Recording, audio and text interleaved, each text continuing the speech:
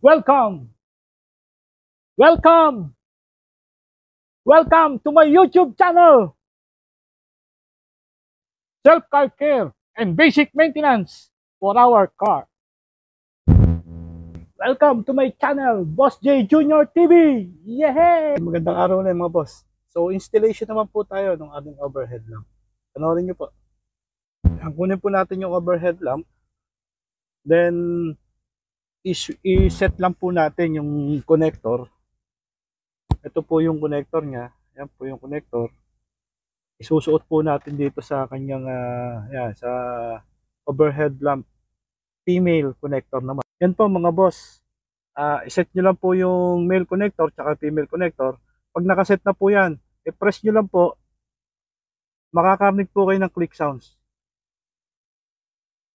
Yun, narinig nyo po. Yan, nakakapit na po siya. Okay? Nakikabit na po natin yung connector. Then next po natin, iseset na po natin yung buong overhead lamp. Iseset na po natin yung mga pin po niya. Yung mga pin po niya is itatapat lang natin sa panel. Pwedeng peeling lang po. Yan, pag nakatapat na po yan. Yan. Pag nakatapat na po, press lang. Unahin mo natin dito sa taas. Yan. Press lang po natin. Yan. Marinig nyo po yung tunog. Dahil sa taas. Yan. Sa gitna. Yan.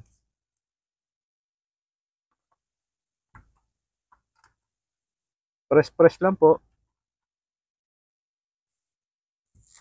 Yan. Yan. Ayos na po. Nakikabit na po natin yung ating overhead lamp. Check nyo na lang po kung may forfeiting pa sa mga gilid. Okay? Then check nyo yung mga ilaw kung gumagana po.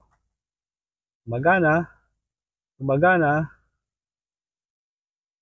Yung sa door. Check nyo kung pag binuksan nyo yung pinto, kailangan umilaw po yan. Yan.